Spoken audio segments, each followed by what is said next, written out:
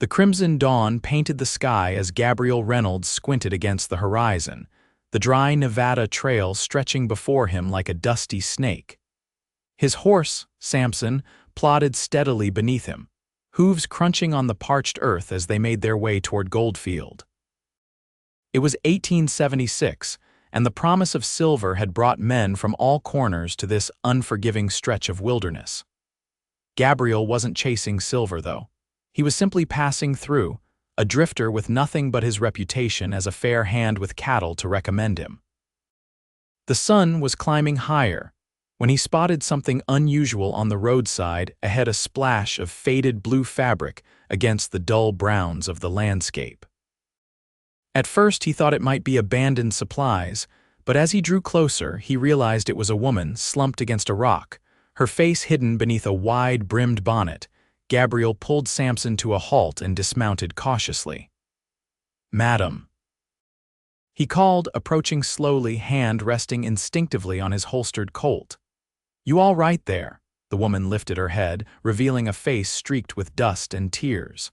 Her eyes, a startling shade of green, registered fear before anything else. She clutched her swollen belly protectively. "I'm not looking for trouble," Gabriel said, removing his hat. "Name's Gabriel Reynolds. I can see you're in a difficult way. Can I offer some assistance?" The woman hesitated before answering, her voice raspy from thirst. Madeline Jenkins." She tried to stand but winced in pain, sinking back down. Gabriel noticed her cracked lips and the exhaustion etched across her features. He pulled his canteen from his saddle and offered it to her. "Here, drink slowly now." Madeline accepted the water gratefully, taking small sips. "Thank you," she whispered. "I've been walking since yesterday. My wagon, there was an accident a few miles back. Horse broke its leg in a hole, had to put the poor creature down." She paused, fighting tears. "My husband died 3 months ago. I was heading to my cousin's place in California."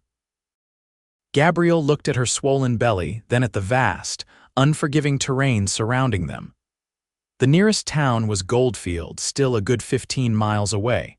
Too far for a woman in her condition to walk, especially with night approaching. "You'll have shelter before dark," he promised, his voice gentle but firm. "I give you my word." Relief washed over Madeline's face. "I can pay you," she offered, reaching for a small purse tucked into her bodice. Gabriel shook his head. "That won't be necessary. Let's just focus on getting you somewhere safe." He glanced at the darkening sky. "Can you ride? I can help you onto Samson." "I think so," she nodded, determination replacing fear in her eyes. With careful movements, Gabriel helped Madeline to her feet. She was lighter than he expected, despite her pregnant state. He noticed the simple gold band on her finger and wondered about the man she had lost. "Where were you heading before you found me?" Madeline asked as Gabriel helped her onto his horse. "Goldfield," he replied, adjusting the stirrups. "I heard they need hands at the Carson Ranch. Thought I might find work there for a spell." "I've heard of Goldfield," she said. "Rough place, isn't it?" Gabriel mounted behind her, keeping a respectful distance while ensuring she wouldn't fall. "It has that reputation. But there are decent folk there too. I know the doctor, man named Whitaker. Good man. He'll see to you properly." They rode in silence for a while, the rhythm of Samson's hooves marking time as the sun continued its westward journey. Gabriel could feel Madeline's tension gradually easing as her body settled against him. "When's the baby due?" he asked, breaking the silence. "Any day now," she admitted. "That's why I was so frightened when the wagon broke down. I thought." Her voice trailed off. "You're safe now," Gabriel assured her. "Just hold on a little longer." As they rode, Gabriel learned that Madeline had been married to a prospector named Thomas Jenkins who died in a mine collapse outside of Reno.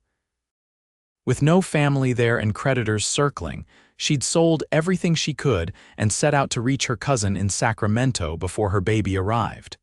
"Thomas always said the baby would be a boy," she said softly. "He wanted to name him after his father, William." "And if it's a girl?" Gabriel asked. Madeline was quiet for a moment. "Elizabeth, after my mother." The sun was hanging low when they finally crested a ridge and saw Goldfield sprawled before them, a collection of wooden buildings and tents nestled in the valley below. Smoke rose from chimneys, and lanterns were beginning to flicker to life as dusk approached. "We made it," Gabriel said. "Just like I promised." As they rode into town, Gabriel noticed Madeline drawing curious glances from the townspeople going about their evening business. A pregnant woman riding double with a stranger wasn't an everyday sight, even in a frontier town like Goldfield. Gabriel directed Sampson toward a modest two-story building with a sign that read Dr. Howard Whitaker, Physician. He dismounted first, then carefully helped Madeline down. Her legs buckled slightly and he caught her, his arm supporting her weight. "I've got you," he murmured. Dr. Whitaker was just closing up for the evening when they knocked. The physician, a man in his 50s with a salt and pepper beard and kind eyes, took one look at Madeline and ushered them inside. "Gabriel Reynolds," the doctor said with surprise. "Didn't expect to see you back in these parts, and with company no less. Found Mrs. Jenkins stranded on the road," Gabriel explained.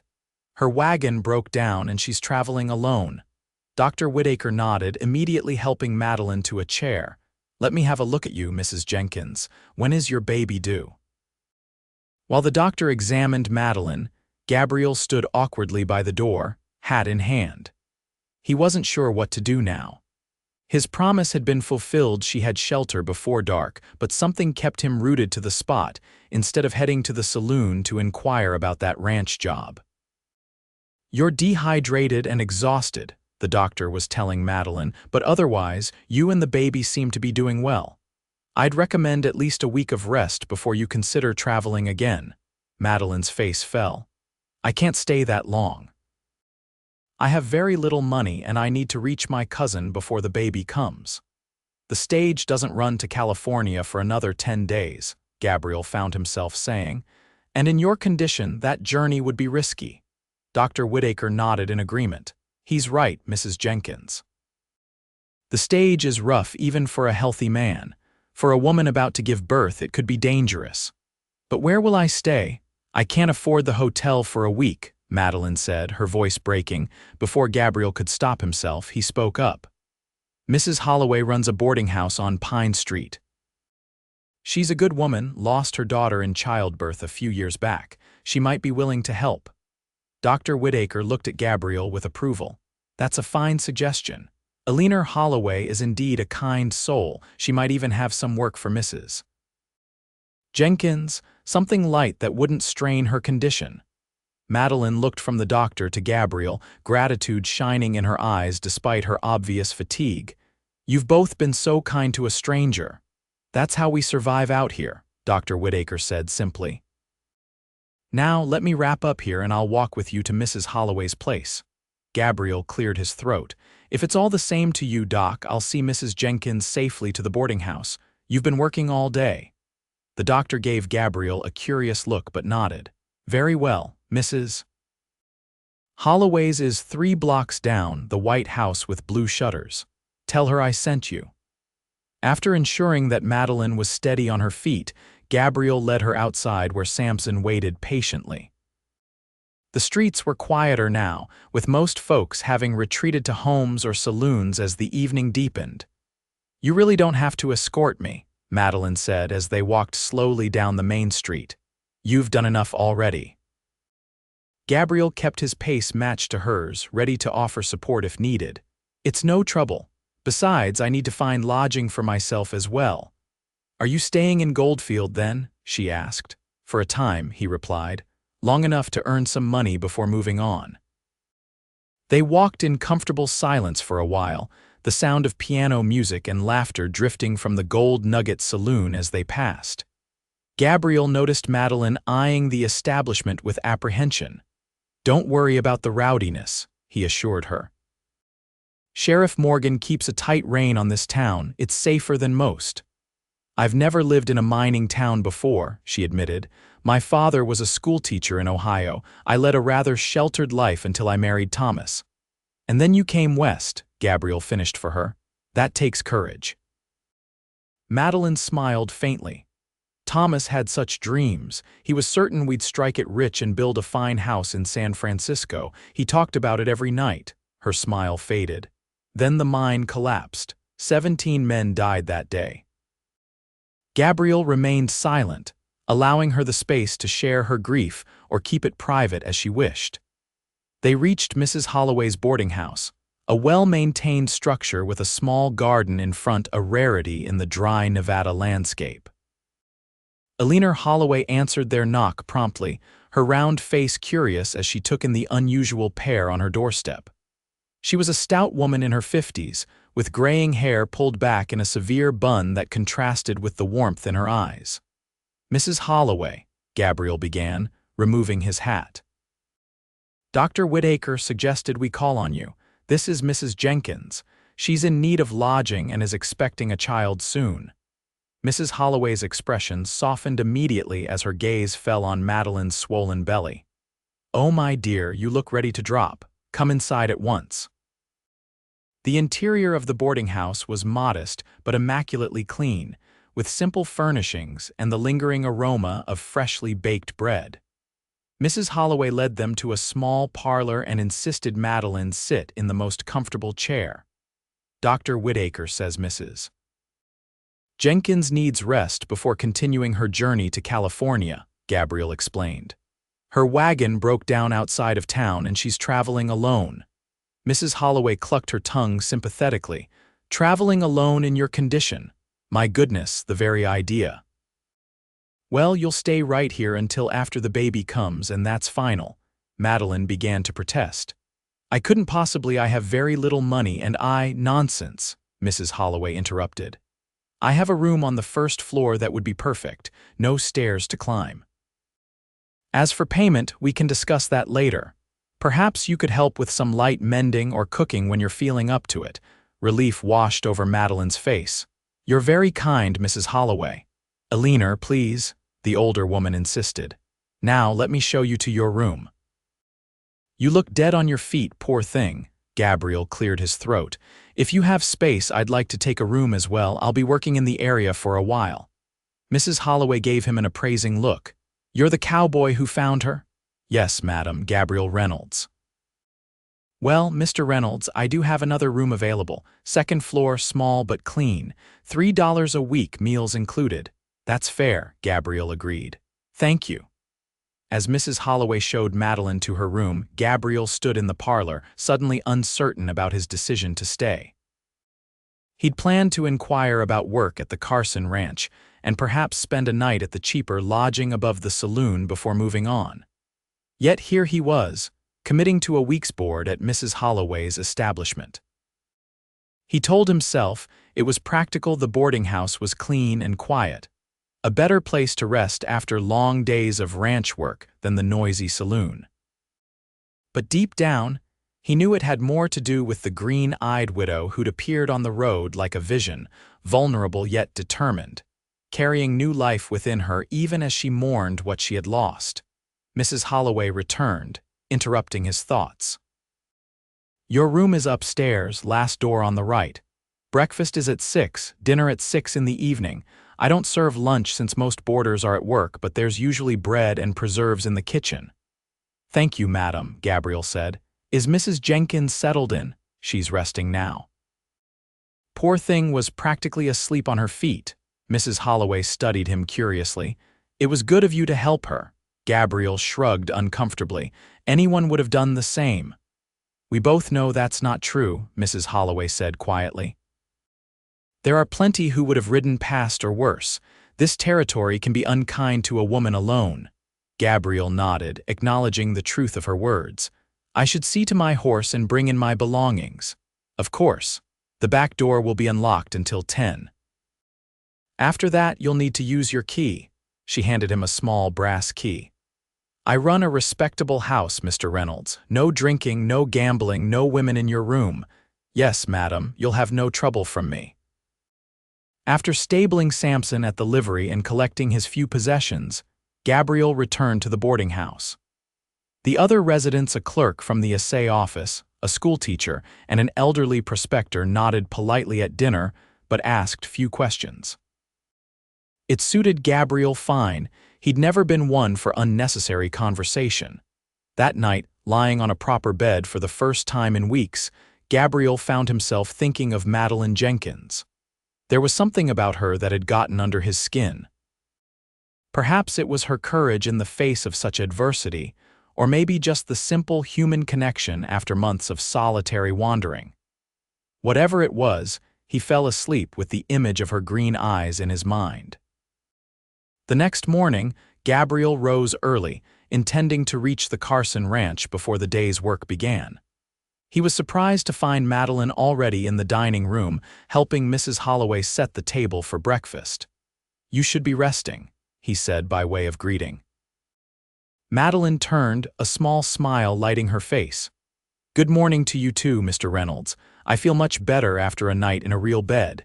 Mrs. Holloway emerged from the kitchen with a platter of hot cakes. I told her the same thing, but she insisted on helping. Stubborn, this one. "I can't just sit idle while you do all the work," Madeline protested. "I'm pregnant, not invalid." Gabriel found himself smiling at her spirit.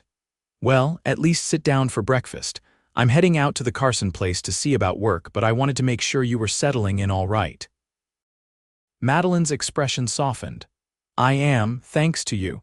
I don't know how I can ever repay your kindness." "No need," Gabriel said, suddenly uncomfortable with her gratitude. "Just take care of yourself and that baby." Breakfast was a simple but hearty affair: hot cakes, bacon, and strong coffee. Gabriel ate quickly, eager to be on his way, yet strangely reluctant to leave the warm kitchen with its domestic comforts. "The Carson ranch is about 5 miles north," Mrs. Holloway informed him as he prepared to depart. "Old man Carson's getting on in years, but his son James runs things now. Good family, fair employers." "I appreciate the information," Gabriel said, donning his hat. "I'll likely be back after sundown, depending on how things go." Madeline looked up from her tea. "Good luck, Mr. Reynolds." "Gabriel," he corrected her. "After sharing a horse for 15 miles, I reckon we can use first names." She smiled, a genuine smile that reached her eyes. "Good luck, Gabriel." The day was promising to be hot as Gabriel rode toward the Carson ranch. The landscape was typical Nevada territory, arid with scattered sagebrush and the occasional juniper, mountains shimmering in the distance. Despite the harsh terrain, cattle could thrive here with proper management, and the Carsons had built one of the most successful ranches in the region. James Carson was indeed fair, just as Mrs. Holloway had said. After a brief interview in which Gabriel demonstrated his skill with a lasso and his knowledge of cattle, he was hired on the spot. "We lost 2 hands last month," James explained. "One to marriage, if you can believe it, settled down with a shopkeeper's daughter in Virginia City. The other got gold fever and headed to the news strike in Arizona." He shook his head. "Good help is hard to find and harder to keep." "I'll stay through the summer at least," Gabriel promised. "After that, we'll see." "Fair enough," James agreed. $1.50 a day, bunkhouse if you want it, or you can ride in from town if you've got lodgings there." "I've taken a room at Mrs. Holloway's boarding house," Gabriel said. James raised an eyebrow. "Bit pricey for a cowhand." "Most of the boys stay at the Nugget or the bunkhouse." Gabriel shrugged, not willing to explain his reasons. "I prefer the quiet."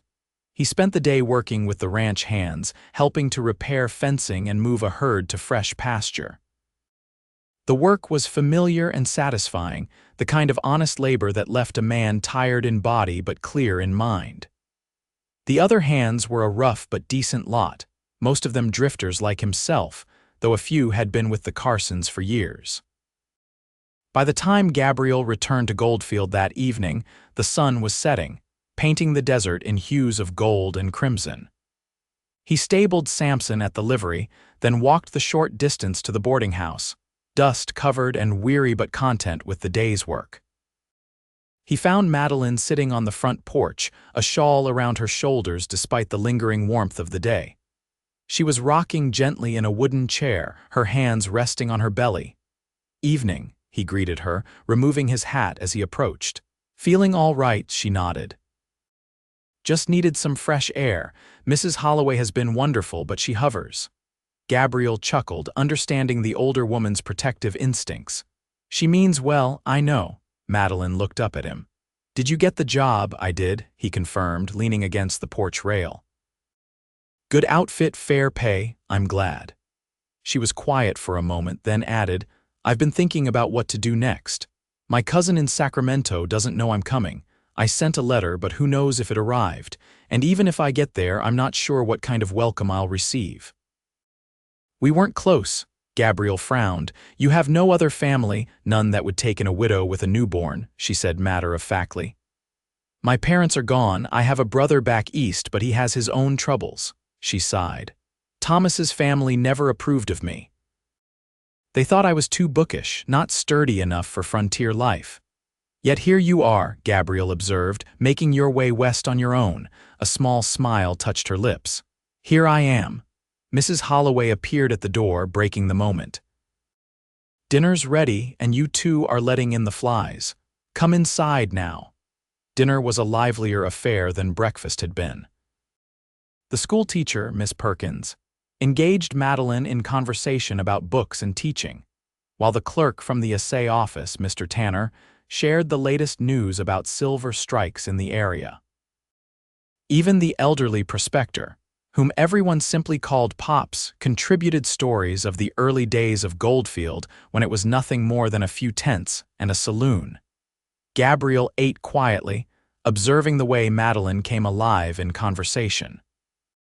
She was clearly educated and articulate, her eyes bright as she discussed a novel she had read or asked thoughtful questions about the town's history. It was easy to see why a dreamer like her late husband might have been drawn to her.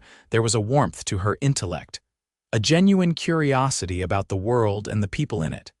After dinner, while the others retired to the parlor for coffee, Gabriel found himself helping Madeline clear the table. Mrs. Holloway had stepped outside to speak with a neighbor, leaving them alone in the kitchen. You don't have to do this, Madeline said as Gabriel stacked plates.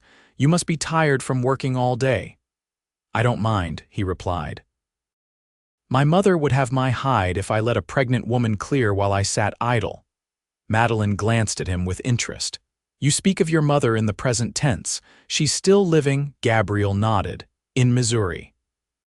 My father passed 6 years ago, but she keeps the family farm with my younger brother. Why aren't you there? Madeline asked, then blushed. I'm sorry, that's too personal a question. It's all right, Gabriel said, carrying the stack of plates to the wash basin. My brother married, has children now. The farm isn't large enough for 2 families. After father died, I stayed for a time, but eventually it made more sense for me to find my own way. And that way led you west, Madeline observed. It did, he agreed. I've always been drawn to open spaces. Missouri felt confined. Madeline nodded as if she understood perfectly. Thomas felt the same way. He used to say the East was too settled, too certain of itself. He wanted to go where life was still being shaped. Your husband sounds like he was a thoughtful man, Gabriel said. He was, she replied softly. Impractical sometimes, but kind. He would have been a wonderful father. She placed a protective hand on her belly. I want this child to know who he was, even if they'll never meet. Gabriel watched her, struck by the mixture of strength and vulnerability she displayed. Any child would be fortunate to have you for a mother, Mrs. Jenkins. Madeline, she reminded him with a gentle smile. After sharing a horse for 15 miles, I think we can use first names. Gabriel smiled at having his own words returned to him. Madeline, then. The next few days fell into a pattern. Gabriel would rise early, eat breakfast at the boarding house, often with Madeline already helping in the kitchen despite Mrs. Holloway's protests, then ride out to the Carson Ranch for a day's work. In the evenings, he would return to find Madeline on the porch or in the parlor, sometimes reading, sometimes sewing baby clothes from fabric Mrs. Holloway had provided. They would talk, often long after the other boarders had retired for the night. Gabriel found himself sharing stories of his travels across the West, of cattle drives and frontier towns, of the characters he had met along the way.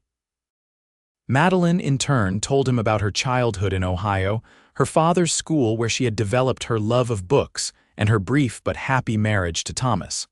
On the fourth day, Gabriel returned to find the boarding house in a state of agitation. Mrs.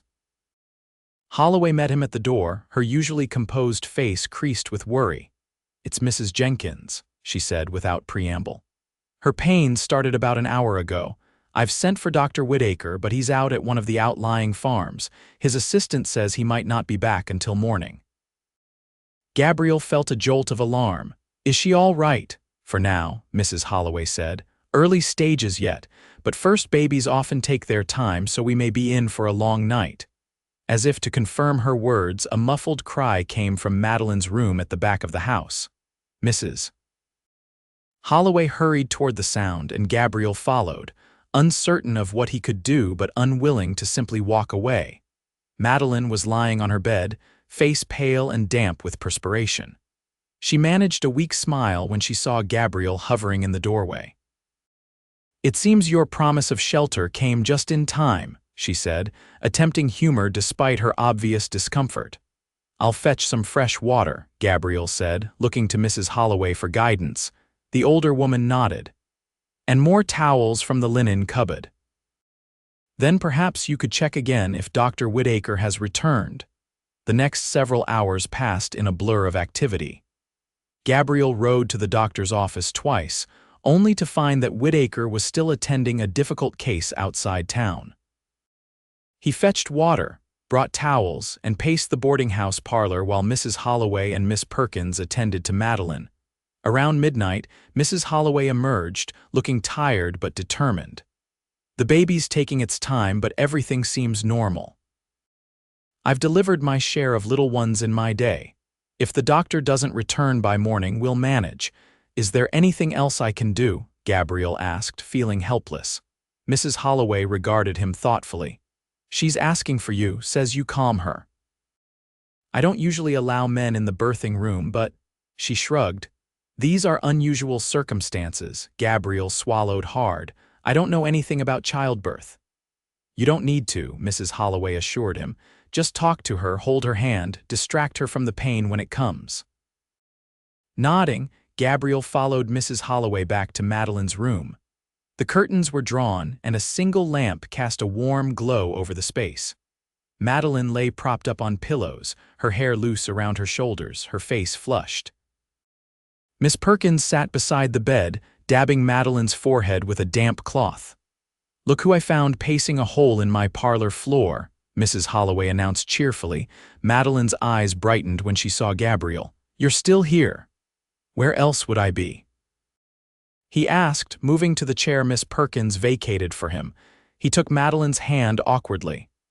"How are you feeling?" "Like I'm being torn in half," she admitted with a grimace. "But Mrs. Holloway says that's normal." "Indeed it is," the older woman confirmed. "This little one is taking the scenic route, but everything is progressing as it should." Gabriel squeezed Madeline's hand gently. "You're the strongest woman I've ever met. You can do this." Madeline's eyes locked with his, seeking reassurance. "Will you stay, at least for a while?" "I'll stay," he promised, and stay he did, through the long night as Madeline's labor intensified. He told stories to distract her, held her hand through contractions, and wiped her brow when the pain left her gasping. Mrs. Holloway and Miss Perkins moved efficiently around them, preparing for the birth with calm competence. Dawn was breaking when Madeline's cries changed in pitch and urgency. Mrs. Holloway, who had been dozing in a chair, was instantly alert. "It's time," she announced after checking Madeline. "Miss Perkins, fetch more hot water. Mr. Reynolds, perhaps you should wait outside now." "No," Madeline gasped, clutching Gabriel's hand with surprising strength. "Please let him stay." Mrs. Holloway hesitated, then nodded. "Very well, but stay at the head of the bed, Mr. Reynolds. Talk to her, keep her focused." What followed was the most awe-inspiring and terrifying experience of Gabriel's life. He held Madeline as she pushed, murmuring encouragement as she fought to bring her child into the world. He felt humbled by her strength, by the raw power of creation happening before his eyes. And then, as the first golden rays of sunlight streamed through a gap in the curtains, A new cry filled the room, the indignant wail of a newborn taking its first breath. "A boy, Mrs. Holloway announced triumphantly.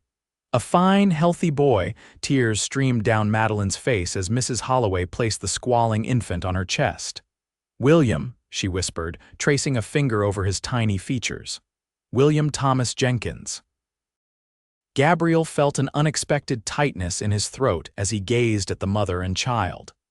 Something profound had shifted within him during those hours, something he couldn't name but knew would change him forever. Dr. Whitaker finally arrived shortly after the birth, apologetic but relieved to find both mother and child doing well.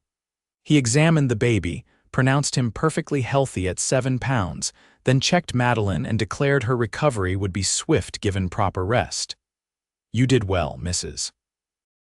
Holloway," the doctor said approvingly. "And you too, Mr. Reynolds. Not many men have the stomach for a birthing room." Gabriel, exhausted but oddly exhilarated, could only nod.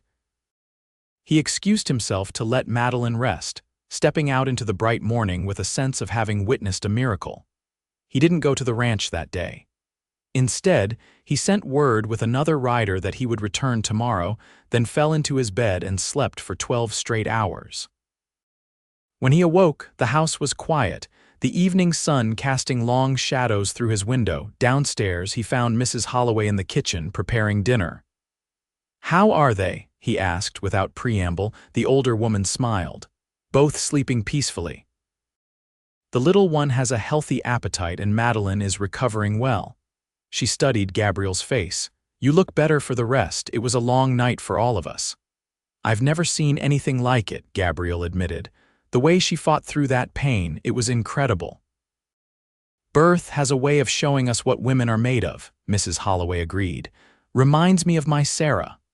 A shadow crossed her face. "My daughter wasn't as fortunate as Madeline, neither was her baby." Gabriel remembered what Dr. Whitaker had said about Mrs. Holloway losing her daughter in childbirth. "I'm sorry for your loss," she nodded, accepting his sympathy with quiet dignity. "It's why I'm so glad to have Madeline and little William here, like a second chance in a way." She turned back to her cooking. "She'll need help, you know." A woman alone with a newborn faces a hard road. "She mentioned a cousin in Sacramento," Gabriel said, though even as he spoke, he knew how uncertain that prospect was. Mrs. Holloway made a noncommittal sound. "Perhaps.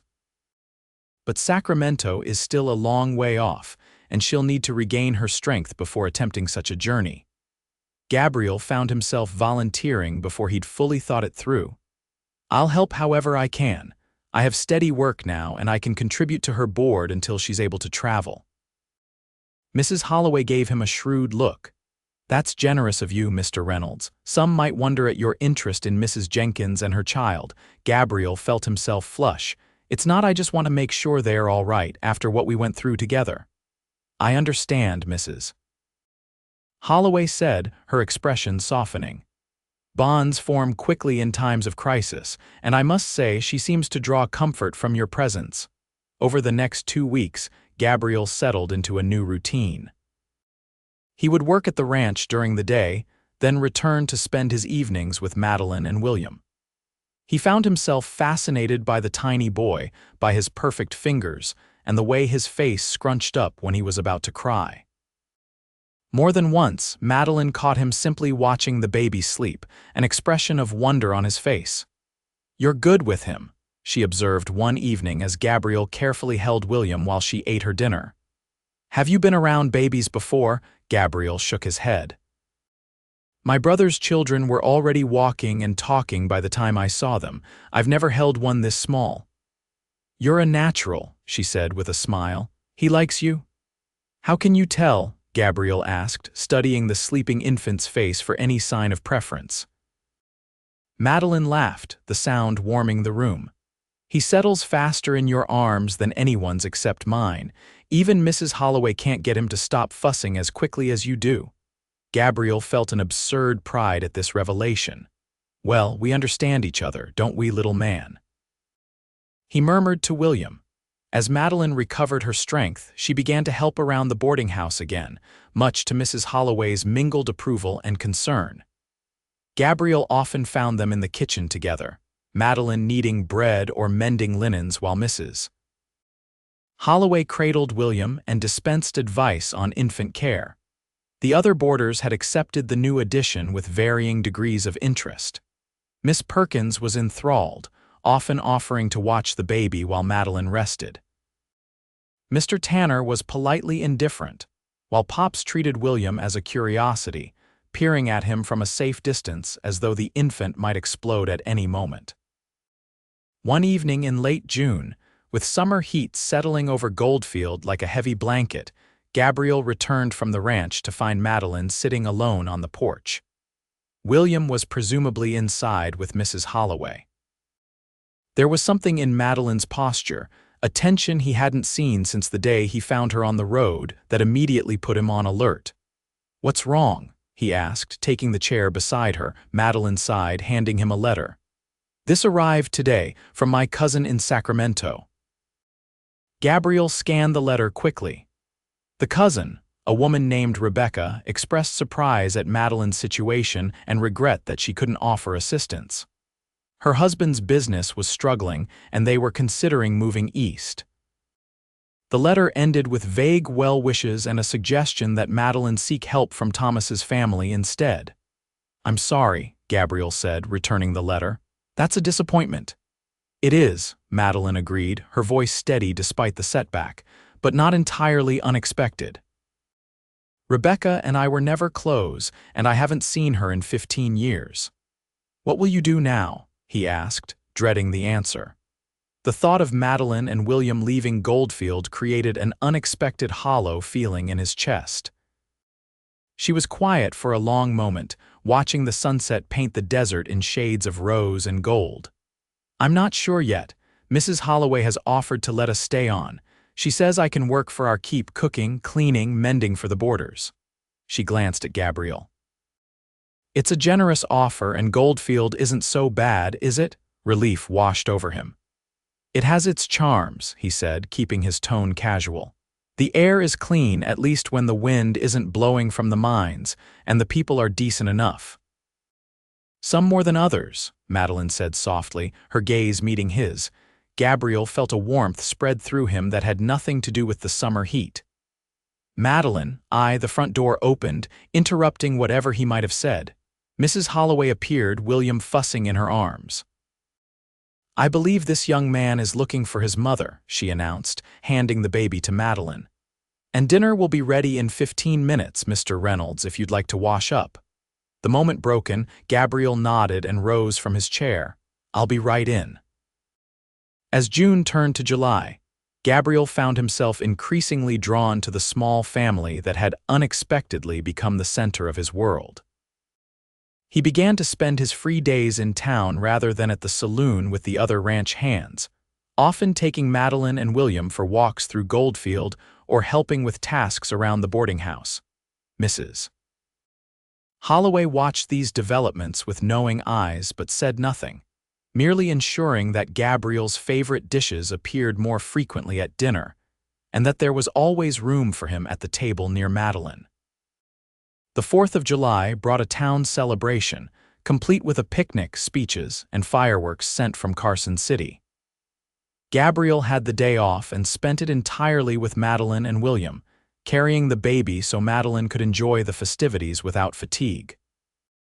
As they sat on a blanket watching the fireworks illuminate the desert sky, William sleeping peacefully in a basket despite the noise, Gabriel found himself studying Madeline's profile. In the flashes of colored light, she looked ethereal, her face tilted up to the sky, wonder etched in her features. "Penny for your thoughts," she said, catching him staring. "I was just thinking how different my life is now from what I expected when I rode into Goldfield," he admitted. "Is that a good thing or a bad thing?" she asked, her voice light but with an undercurrent of uncertainty. Gabriel considered his answer carefully. "I've been a drifter for 6 years, Madeline, never stayed in one place long enough to put down roots, never wanted to." He paused, gathering courage. "But these past weeks, being here with you and William, It's the first time I've felt like I might be missing something by always moving on. In the darkness, he felt her hand find his on the blanket between them. I've been thinking about that too, she said softly. About what it means to make a home somewhere. Thomas and I never stayed anywhere long enough to feel settled. He was always chasing the next opportunity, the next strike. She squeezed his hand gently. But here in Goldfield, even though I never intended to stay, I feel at peace somehow. Is that because of the town? Gabriel asked, his heart beating faster, or the people in it? Her answer was interrupted by a particularly loud burst of fireworks that startled William awake. As Madeline soothed the crying infant, the moment passed, but something had shifted between them, an acknowledgement of feelings neither had yet put into words. The summer heat intensified as July progressed, bringing with it the typical challenges of desert life. Water became precious, dust seeped into every corner of every building, and tempers in town grew short. Yet within the boarding house, a different atmosphere prevailed, one of domestic harmony that centered around the unlikely family forming under Mrs. Holloway's watchful eye. Gabriel had never considered himself a man suited for family life. His own childhood, while not unhappy, had been marked by his father's stern, distant nature and his own restless spirit. Yet watching Madeline with William, helping with the small daily tasks of caring for an infant, he found himself longing for precisely the kind of settled existence he had always avoided. One sweltering afternoon in late July, Gabriel returned early from the ranch, a package tucked under his arm. James Carson had given the hands the rest of the day off after a morning of branding. Calves in the heat had left everyone, animals included, on the verge of collapse. He found Madeline in the kitchen, humming softly as she kneaded bread dough. William lay nearby in a makeshift cradle, awake but content, his eyes following his mother's movements. Mrs. Holloway was nowhere to be seen, likely resting during the hottest part of the day as most sensible desert dwellers did. "You're back early," Madeline observed, smiling as she brushed flour from her hands. "Too hot for man or beast today," Gabriel replied, removing his hat and setting it on a hook by the door. He approached the cradle, smiling down at William. "How's our boy?" "Growing stronger every day," Madeline said proudly. "Dr. Whitaker says he's thriving."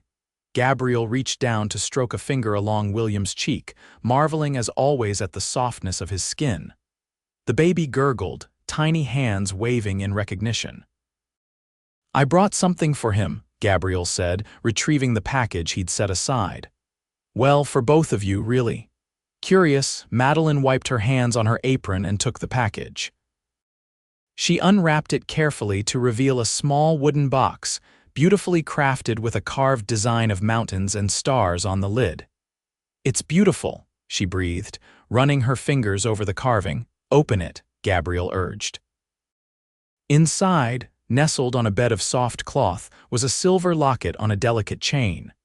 Madeline lifted it with gentle fingers, her eyes widening as she opened it to find it empty. "I thought," Gabriel said, suddenly uncertain, "that you might want to put a lock of William's hair in it. And maybe someday a small photograph of him, so you'll always have him close to your heart even when he's grown." Tears welled in Madeline's eyes. "Gabriel, it's perfect, but you shouldn't have spent your wages on such an extravagance." "It's not an extravagance," he insisted. It's a token of how much you both mean to me." The words hung in the air between them, more revealing than he had intended. Madeline's gaze met his, searching. "And what do we mean to you, Gabriel?" she asked softly, heart pounding. Gabriel took a step closer. "Everything," he admitted. "You and William, you've become everything to me." A tear spilled down Madeline's cheek. "I've been afraid to hope," she whispered, "afraid to trust in happiness again. After losing Thomas, I thought that part of my life was over." Gabriel reached out, gently brushing the tear away with his thumb. "I'm not asking you to forget him. He gave you William, and I'd never want to diminish that gift, but perhaps there's room in your heart for new beginnings." Madeline leaned into his touch, her eyes never leaving his. "There is," she said simply. "There has been for some time now." Slowly, giving her every chance to withdraw, Gabriel lowered his head until his lips met hers in a kiss that was both tender and full of promise.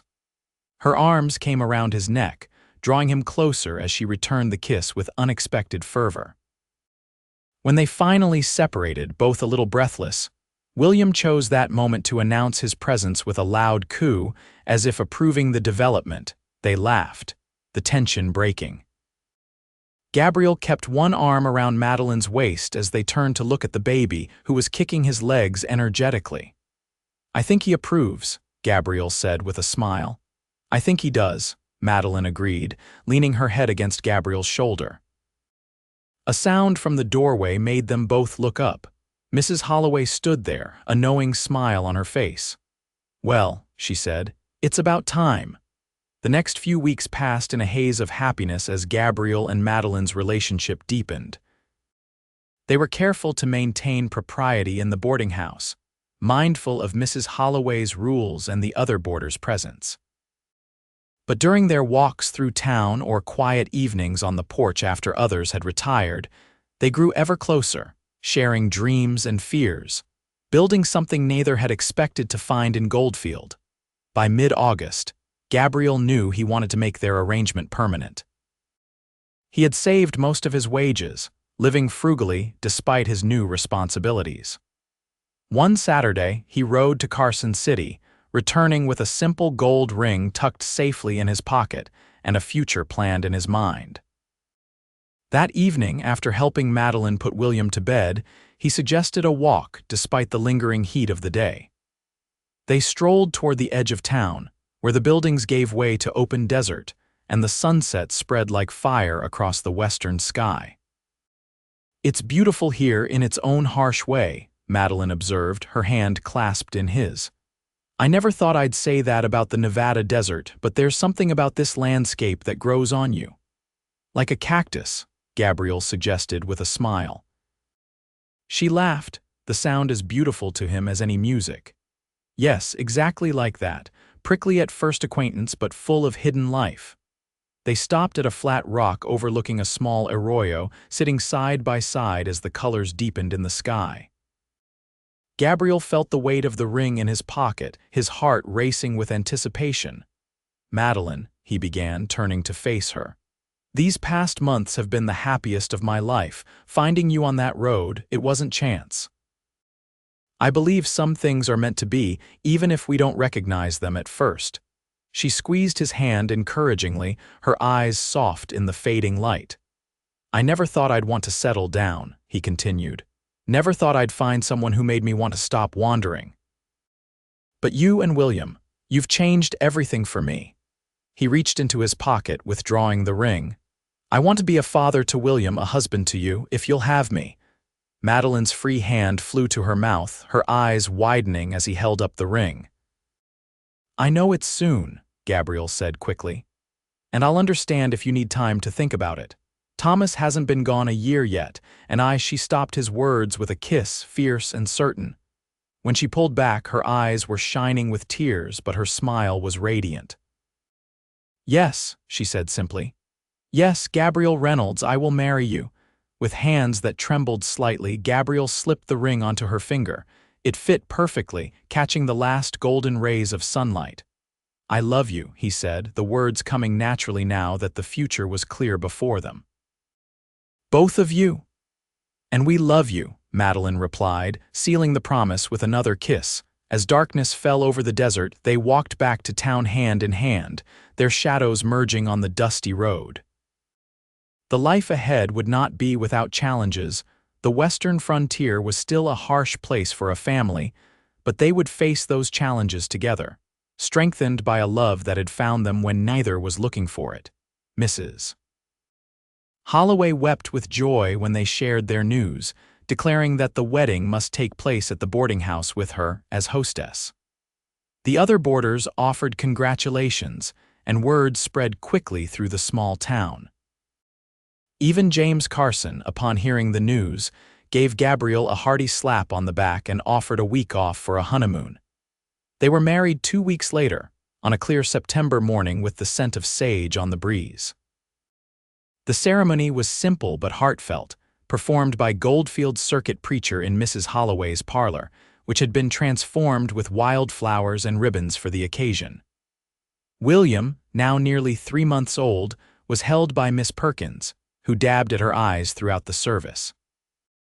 Madeline wore a dress of pale blue that Mrs. Holloway had helped her remake from one of her better gowns, with a crown of desert flowers in her hair. Gabriel, in his best shirt and a new vest purchased for the occasion, thought she had never looked more beautiful. When the preacher pronounced them husband and wife, the small gathering erupted in cheers. Gabriel kissed his bride with a feeling of coming home at last, his heart fuller than he had ever imagined possible. The celebration that followed was modest but joyful, with food contributed by neighbors and music provided by a fiddler from the saloon who played surprisingly sweet melodies for the occasion. As the afternoon waned, Gabriel found himself standing with Madeline at the edge of the gathering, William sleeping peacefully in her arms. "Happy?" he asked, though her glowing face told him the answer. "More than I ever thought possible," she replied. "Do you know what today is, besides our wedding day?" Gabriel shook his head, puzzled. "It's exactly 3 months since you found me on that road," Madeline said softly. 3 months since you promised me shelter before dark." Gabriel smiled, remembering that first meeting that had changed the course of both their lives. "I'd say I kept that promise pretty well." "Better than well," she agreed, leaning against him as they watched the sunset paint Goldfield in gold once more. "You gave us a home." Epilogue 5 years later, the sound of children's laughter filled the yard of the small ranch house as William, now 5 years old, chased his 3-year-old sister Elizabeth around the oak tree Gabriel had planted the year they moved in. From the porch, Gabriel and Madeline watched their children play, her hand resting comfortably in his. "They're getting so big," Madeline observed, a hint of wistfulness in her voice. "It seems like just yesterday William was a newborn. And now he's helping me feed the chickens and talking about riding his own horse," Gabriel agreed with a chuckle. "Though I told him he has to wait at least until he's 7 for that." The last 5 years had brought many changes to their lives. After their wedding, they had stayed at Mrs.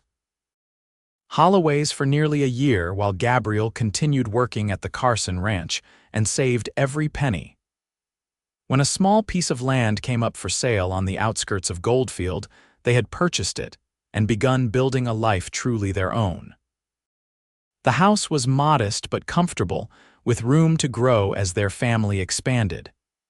Gabriel still worked for the Carsons, but he had risen to foreman, commanding better wages and respect throughout the territory. Madeline had started teaching reading to the children of Goldfield 2 days a week, fulfilling a passion that connected her to her father's legacy. "Mrs. Holloway's letter arrived today," Madeline said, reaching for the envelope on the small table beside her. "She says she misses us and the children terribly, but her sister in Denver is taking good care of her." The older woman had reluctantly sold the boarding house and moved east the previous year, her health no longer equal to the demands of desert living. They wrote to her faithfully, sending photographs of the children and news of Goldfield's growth. "We should visit her next spring," Gabriel suggested. "William's old enough to travel now, and Elizabeth? Well, she's a handful, but nothing we can't manage on a train." Madeline smiled, knowing her husband's suggestion came from genuine affection for the woman who had helped bring them together. "I'd like that, and I'd like the children to see a bit more of the world." "Not too much," Gabriel teased. "I've had enough wandering to last a lifetime." "Says the man who rode all the way to California last month to buy breeding stock," Madeline replied with a laugh. Gabriel shrugged good-naturedly. "That was business. This is home." As if to emphasize his point, he gestured to the scene before them, their children playing in the yard, the small herd of cattle grazing in the distance. The garden Madeline had coaxed from the reluctant desert soil, the mountains standing sentinel on the horizon. William spotted them watching and waved excitedly. "Papa, look how fast I can run." He took off in a sprint, his sister toddling after him with determined steps, her dark curls bouncing with each movement. "I'm watching, son," Gabriel called back, his chest swelling with pride. Though not William's father by blood, he had been there for every important moment of the boy's life since the day of his birth. The bond between them was unbreakable, forged in love rather than obligation. Madeline squeezed his hand, knowing his thoughts. "You're a wonderful father to both of them," she said softly. "And a wonderful husband." Gabriel turned to her, still struck by her beauty after all these years. The desert sun had left its mark in the fine lines around her eyes, and there were threads of silver in her auburn hair now. But to him, she was more beautiful than ever, a woman who had walked through fire and emerged stronger, who had built a family and a home with him from nothing but hope and hard work. "I'm the fortunate one," he said, leaning in to kiss her gently. "Every day I thank whatever twist of fate put me on that road at exactly the right moment to find you." "Shelter before dark," Madeline murmured against his lips, the promise that started everything. As the sun began its descent toward the western mountains, painting the Nevada sky in familiar hues of gold and crimson, their children's laughter mingled with the evening breeze. In this moment, in this place they had made their own, the promise had been fulfilled beyond anything either could have imagined on that fateful day their paths crossed in the wilderness. The shelter Gabriel had offered that day had become a home, and the desperate journey that had brought them together had become the most important one of their lives, not a journey across the vast western landscape, but the journey into each other's hearts, where they had both, at last, found a place to belong.